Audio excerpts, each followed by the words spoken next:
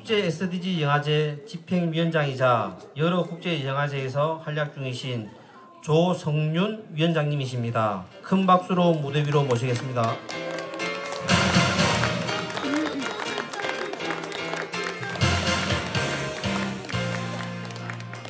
네, 안녕하십니까. 조성윤이라고 합니다. 반갑습니다. 제가 야외 상영회를 굉장히 좋아하는데요. 야, 이 정도까지 분위기가 좋고 환경이 좋은 것은 정말 오랜만인 것 같습니다. 이렇게 파란 하늘하고 구름과 같이 이렇게 영화를 볼 수 있다는 것은 정말 큰 축복이죠. 여기 진주 시민분들과 함께 여기 진주시 지속가능 발전 협의회에서 준비해 주신 이런 멋진 상영회에 함께해서 정말 영광입니다. 사실 이번 영화 선정하면서도 고민이 많았습니다. 여러분께서 좋아하시는 그리고 중요한 지속가능 발전 목표 17가지가 있습니다. 이거를 영화를 통해서 우리가 다시 보는 시간을 갖게 되는 거죠. 하지만은 야외에서 이렇게 축제처럼 좋은데 정말 재미있는 영화를 골라야 되지 않을까? 여러분들께서 오늘 보실 이 영화 3편, 이 3편은 정말 여러분들께서 기억에 영원히 남을 정도로 한국 영화계에서 굉장히 재미있고 유쾌하고 에너지 넘치는 그런 영화입니다. 17가지 SDGs 주제도 중요하지만은 이 영화를 통해서 뿜어지는 에너지를 여러분들께서 소중하게 가져가시기를 바라겠습니다.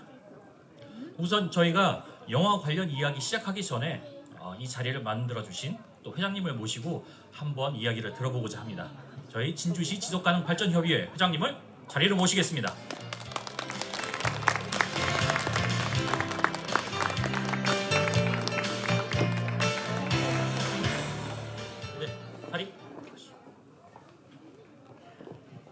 네, 반갑습니다. 진주시 지속가능발전협의회 회장 민현주입니다. 네, 오늘 날씨도 너무 좋고 여러분들 2025 SDG 페스티벌에 많은 시민분들께서 참여해 주셔서 감사드립니다. 아까 시장님도 잠시 다녀가셨고 시장님께서도 많이 이제 진주시 발전에 신경을 많이 쓰시는 것 같은데 우리 작은 손길이긴 하지만 우리 SDGs 페스티벌도 진주시의 발전에 많은 도움이 되고 싶습니다. 우리 그 지속가능 발전이라고 하면 되게 거창한 어떤 계획이나 목표를 보고 하는 것 같은데 사실 우리 일상생활 속에서 작은 것들을 실천함으로 인해서 시작되는 것 같습니다. 시민 한 분 한 분이 다 같이 노력해 주시는 게 진주시가 지속가능한 도시로 발전하는 데 많이 도움이 될 것이라고 생각합니다.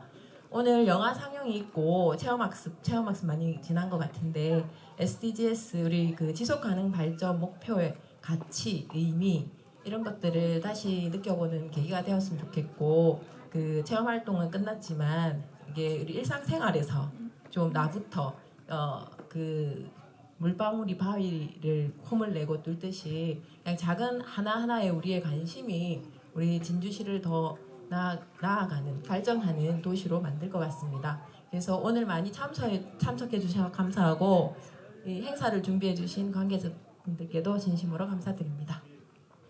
네, 감사합니다.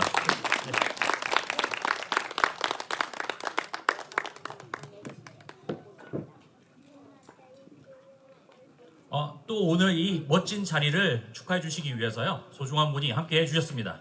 진주시의회 최신용 의원님께서 함께 해주셨는데요. 자, 시민분들께 한번 인사 부탁드리겠습니다. 네, 자리를 모시겠습니다. 네, 편안하게 오십시오.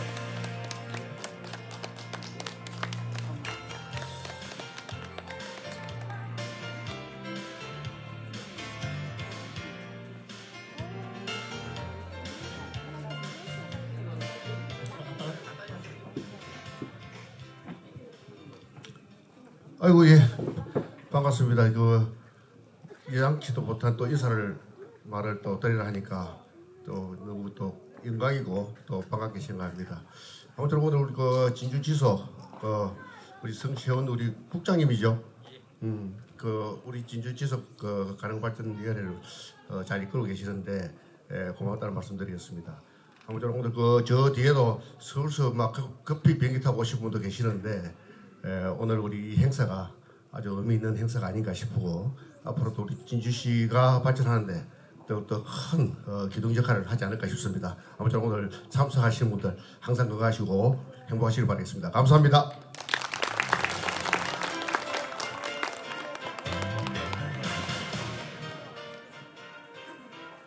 네, 이제부터 본격적인 영화 상영 전에 영화 이야기를 해보려고 하는데요. 저는 영화 보는 것도 좋지만은 영화 이야기가 가장 재밌습니다. 영화라는 건 사실 어떤 채널을 통해서도 여러분께 찾아 보실 수도 있죠. 하지만은 이 영화를 본 다음에 같은 공감대 그리고 나와 다른 시각을 공유한다는 시간 자체가 굉장히 소중하고 아주 자극적입니다. 이 자리를 만들어 주시기 위해서요. 굉장히 유명하시고 또 그리고 우리들이 많이 존경하시는 그분을 모셨는데요.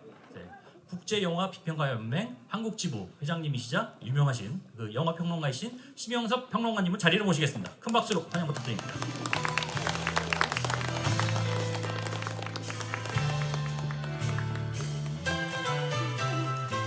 네, 감사합니다.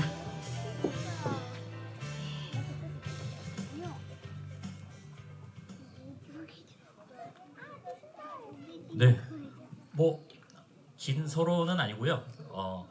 영화인들 중에서 이 얘기를 좋아하시는 분들이 많아요. 시네마 아이라고 합니다. 영화를 보는 것뿐만이 아니라 이 세상 모든 것, 세상이라던가 사람을 볼 때 영화적인 시각으로 바라보는 그러한 안경이라던가, 네, 어떻게 보면 셀로판이라고 할까요? 그런 시각입니다. 여러분들께 오늘 부탁드리는 거는 시네마 아이가 아니라 SDGs 아이입니다. 여러분들께서 오늘 보시는 이 세 편을 단순한 재미뿐만이 아니라 우리 여러분 보시면 17가지 의제가 있죠. 지속가능 발전한 시각으로 한번 봐주시고요. 오늘 이 자리가 파하더라도 여러분 주변의 세상을 지속가능한 시선 SDGsI로 봐주시기를 바라겠습니다. 자, 평론가님. 네. 네. 오늘 그 영화 이제 3편 단편을 아마 보실 것 같습니다. 아직 안 보셨죠? 네. 이 영화들 보면 저는 아주 공통적인 주제가 어떤 경계를 넘어서는 거. 예. 여기 있는 지속 가능성의 핵심 중에 하나가 어떻게 보면 경계와 저는 융합이라고 생각하는데 그런 것들을 굉장히 잘 보여주는 영화라고 생각이 들어요. 그래서 판문점 에어컨이라는 것은 남과 북이 가로막고 있는 어떤 요식행위, 형식들 이런 것들의 경계를 넘고 아슬아슬하게 그것을 지켜내는 사람들의 모습이 있고요. 또 6월 같은 경우에는 어떤 선생님들이 학생에게 가하는 어떤 그런 여러 가지 공부, 뭐 또 생활 이런 거에 대한 지침들을 뚫고 아이가 자신의 춤으로 세상을 전염시키는 그런 힘이 있는 것 같습니다. 그리고 마지막으로 엄마는 쏟아지는 비처럼이라는 것은 엄마의 우울증으로 할머니 댁에 갔던 아이가 어떻게 보면 시골과 도시라든가 노숙자와 또 이런 일반적인 가정이라든가 이런 모든 경계를 넘어서 회복이 되는 그런 영화인 것 같습니다. 모두 다 보시면 아시겠지만 되게 유머러스하고요. 또 따뜻하고 또 인간애를 느낄 수 있고 또 우리가 다른 사람과 손잡는 것은 무엇인가 하는 것을 보여주는 그런 영화라는 생각을 합니다. 감사합니다. 엄마는 쏟아지는 비처럼 저는 굉장히 소중한 내용 중에 하나가 요즘 들어서 어떤 영화나 애니메이션 중에서 어머니와 그리고 자녀 간의 관계를 이렇게 조명하는 영화가 최근에 있었을까? 네, 저는 이 엄마는 쏟아지는 비처럼의 비가 하나의 은유라고 생각해요. 엄마가 요리사였는데 굉장히 사실 우울증에 빠져 있거든요. 이 영화의 가치는 어떻게 보면 엄마가 아이를 양육할 수도 있지만 역으로 아이가 엄마를 치유할 수도 있다는 생각? 네, 그런 것들이 굉장히 좋은 아이디어라고 생각을 하고요. 그 어머님들 아이 때문에 성격 변하지 않으세요? 제 아무리 이렇게 고운 분도 아들 셋 키우면 성격이 변하거든요. 그러니까 즉 우리가 엄마는 아이에게 영향을 미친다라는 일방향적인 생각을 많이 하시는데 이 영화를 보면 거꾸로 아이가 엄마에게 영향을 미치고 엄마의 치유와 회복, 우울증에 도움이 되는 것 같다는 생각을 합니다. 네.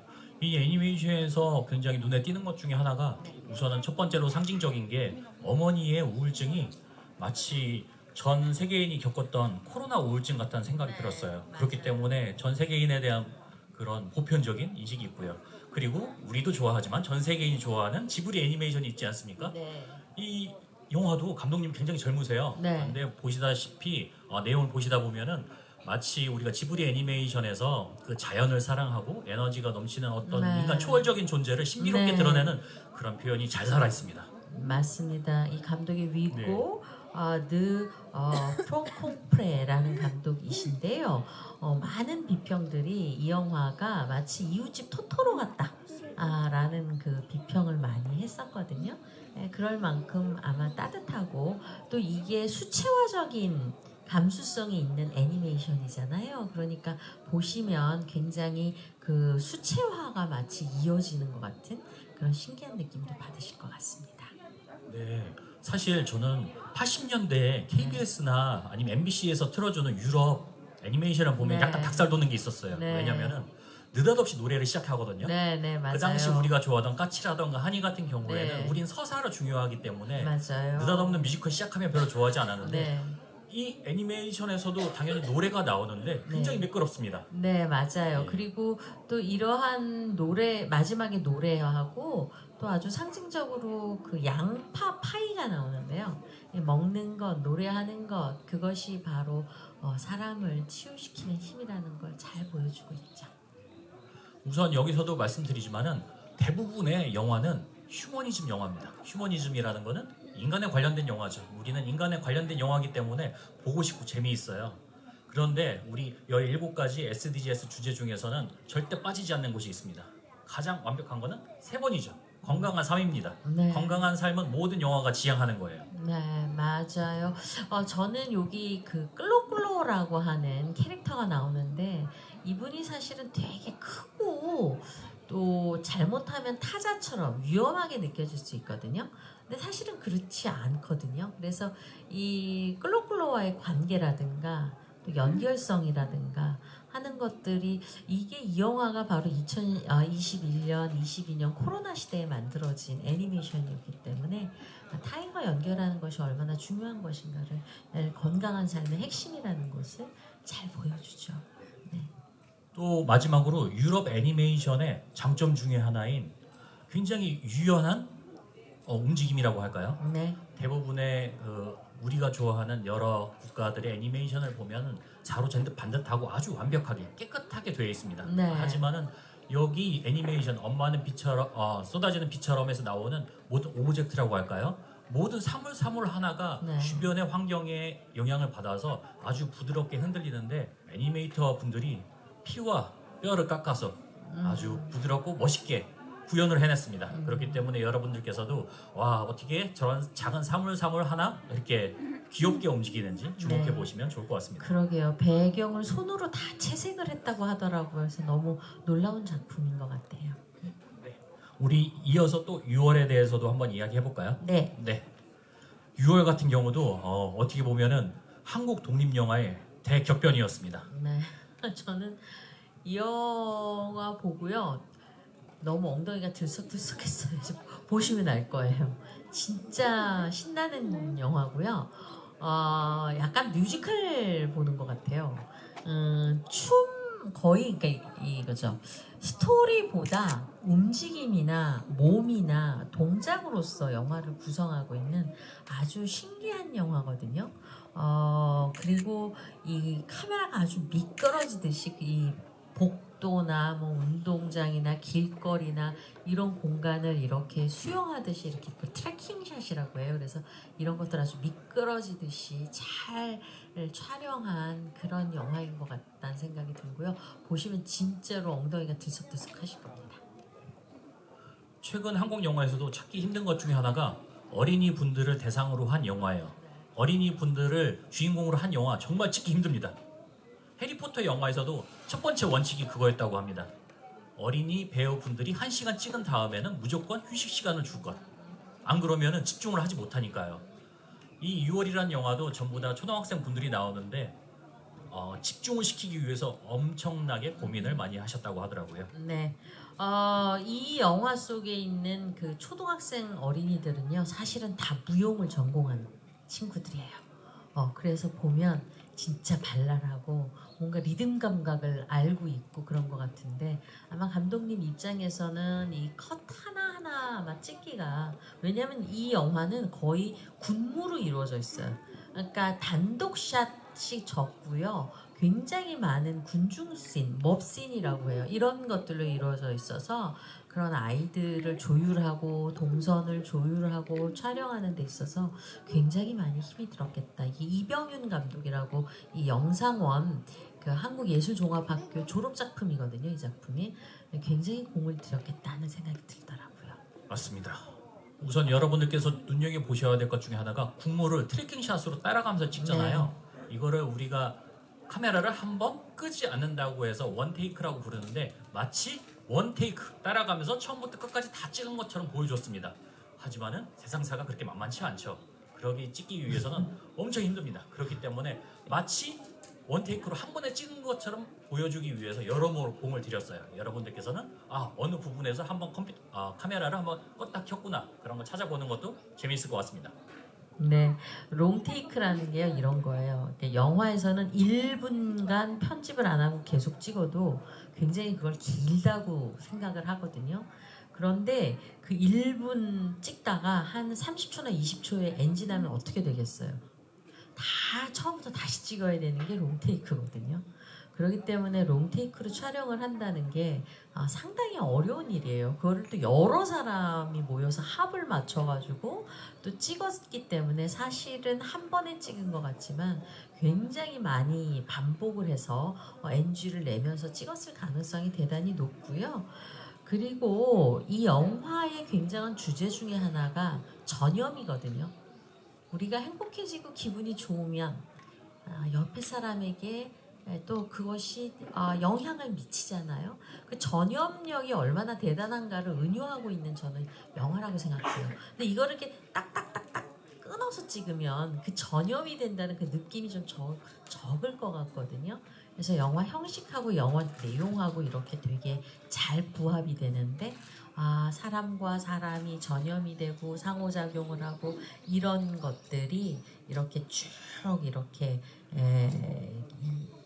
패닝이나 트래킹이라고 하는 기법들이 있거든요. 그래서 편집을 잘 안 하고 이렇게 롱테이크 길게 찍고 아마 이런 형식으로 찍지 않았을까 생각이 듭니다. 저는 6월이라는 작품이 한국 독립영화계에 굉장히 큰 보물이라고 생각하는 이유가 있습니다. 한국에는 정말 좋은 독립영화제들이 많이 있습니다. 대표적인 게 서울 독립영화제가 있죠. 그리고 정동진 독립영화제도 있고요. 그곳에 가시면 여러분들 다양한 독립영화들을 보실 수 있으실 텐데요. 하지만은 공통적인 성향을 느끼실 거예요. 극장에서 보는 상업영화랑 뭐가 다른가?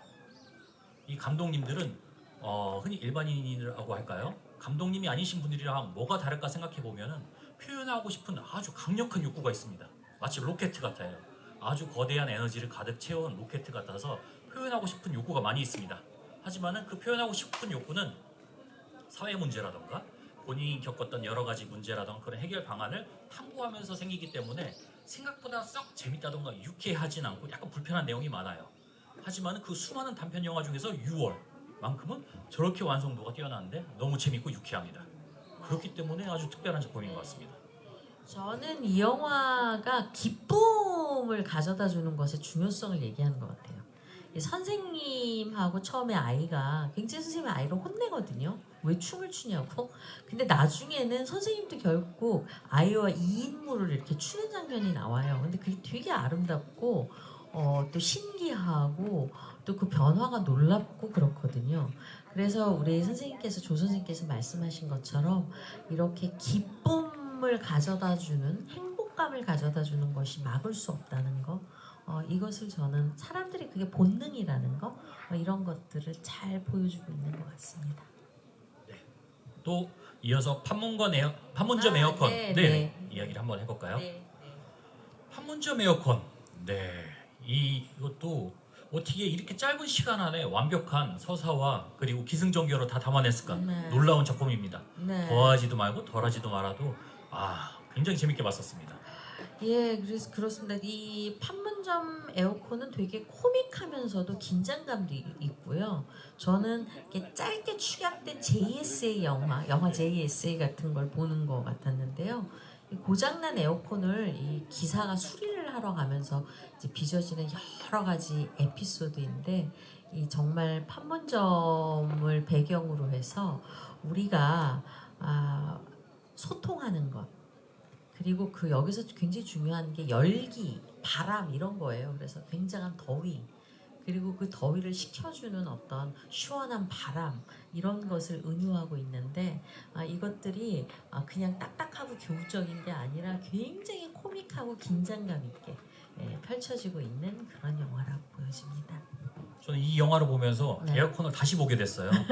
그렇죠. 에어컨 같은 경우에는 네, 우리는 우리 방 안에 있는 겉모습, 에어컨 본체만 생각하지 그렇죠. 이 에어컨이 구동하기 위해서는 그래서. 그 반쪽 실외기가 바깥에 있어야 맞아요. 된다는 걸 언제나 잊고 살았습니다. 네, 맞아요. 그래서 이 3월이 주는 어떤 그 우리가 마치 남과 북이 떨어져 있고, 완전 은유라고 전 생각이 되는데, 남과 북이 떨어져 있지만 이 실외기와 본체처럼 사실은 연결이 안 되면 바람이 안 나오는 거예요. 어떻게 보면은 그런 것들을 조금 상징하고 있지 않은가 하는 생각을 했었어요. 네.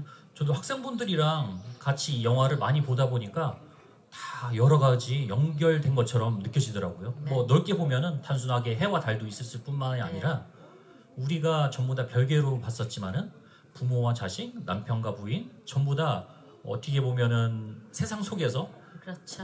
하나의 역할을 하기 위해서는 언제나 짝이 있고, 그리고 우리는 혹시라도 잘못하게 되면 서로 짝의 존재를 잊고 살게 된다라는 네. 것도 일깨워주는 것 같습니다. 네, 맞아요.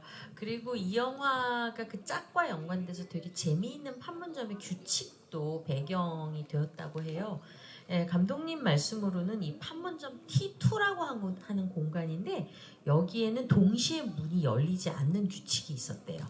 그래서 남이 문을 닫아두면 북이 열 수 있고, 북이 문을 닫아두면 남이 열 수 있고, 이렇게 동시에 문이 안 열리는데, 이 영화는 마지막에 가면 마치 판타지처럼 스르륵 하고 문이 정말 열려버리고 바람이 들어오거든요. 우리가 서로 진정한 짝을 만났을 때 그것이 어떤 경계나 금을 넘어서서 얼마나 소통 가능하고 이렇게 관료주의적이고, 또 그 관료주의 안에서 나타나는 긴장을 해소시킬 수 있는지 보여주는 그런 의미도 있다고 생각합니다. 우선은 엄마는 쏟아지는 비처럼, 그리고 6월 같은 경우에는 어떻게 보면 코로나에 대한 그런 은유가 많이 담겨져 있기 때문에 우리 13번 의제죠. 기후변화 대응도 굉장히 연관이 있다고 보였었고요. 네. 그리고 결국엔 지속 가능한 도시가 있습니다. 하지만 이 세 편을 하나로 묶는 주제라고 한다면은 제가 가장 좋아하는 주제인 16번입니다. 16번은 네. 평화로운 법적 제도입니다. 정의 제도. 네, 맞아요. 지금 오늘 제가 읽은 기사가 있는데, 미국에서 트럼프 대통령에 대해서 노 킹스 시위가 700만을 넘었대요.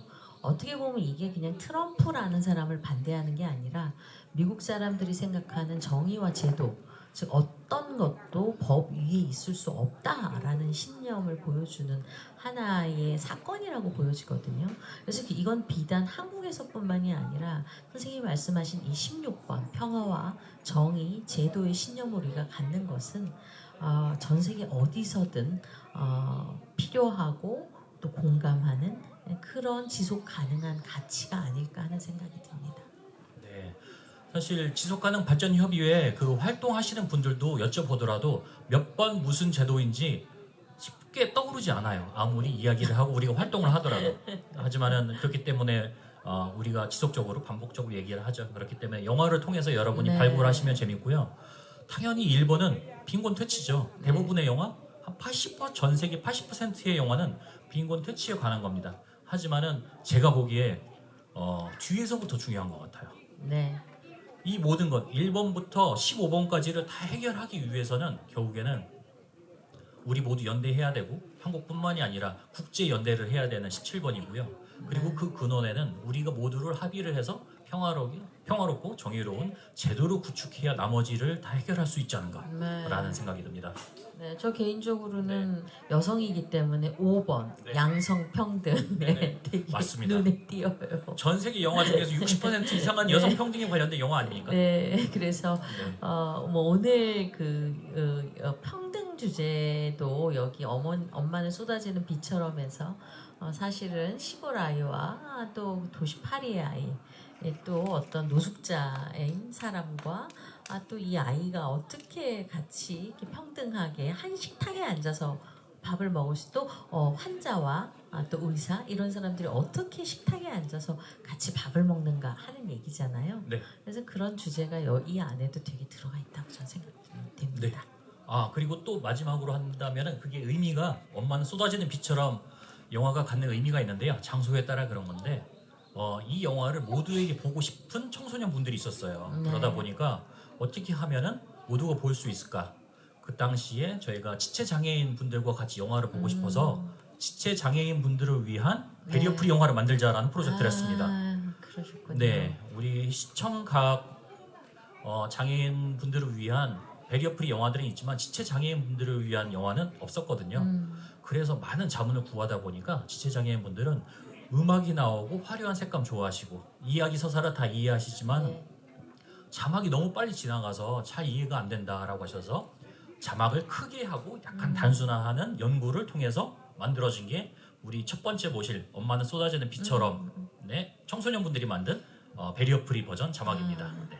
너무 의미가 있는 것 맞습니다. 같아요. 오늘 이 자리와도 조금 예, 네. 이 오색 찬란한 지금 네. 색깔이나 태양 같은 느낌이 있잖아요. 네네. 사실은 감각이 흘러 넘친다는 것 자체가 산다는 저는 의미라는 생각이 드는데 그런 것들이 이 새 영화에 특히 뭐 6월의 소리나 춤이 움직임이라든가 또 이 수채화 같은 색감이라든가 엄마는 쏟아지는 비처럼 해서 또 그 판문점 에어컨의 팽팽한 긴장과 또 사람들의 모습이라든가 이런 모든 것들이 사실은 이렇게 감각이 흘러 넘치는 삶의 의미를 정말 충분히 느낄 수 있게 하고 그런 것들이 장애인 저희는 비장애인이잖아요. 정상인이 아니라 그래서 비장애인 분들까지 또 함께 할 수 있는 그런 장애인과 비장애인이 함께 할 수 있는 그런 영화라고 생각이 들어요. 이제 또 기온이 요즘 날씨가 급변하면서 급격하게 떨어지니까 영화에 관련된 이야기는 이 정도에서 정리하고 바로 영화 진행해 보도록 할까요? 네, 영화 재미있게 보시고요. 또 오늘 이렇게 청명한 날씨에 우리 진주 시민분들 만나 뵙게 돼서 정말 반가웠습니다. 네, 심영섭 영화평론가님이셨습니다. 네, 큰 박수 부탁드립니다.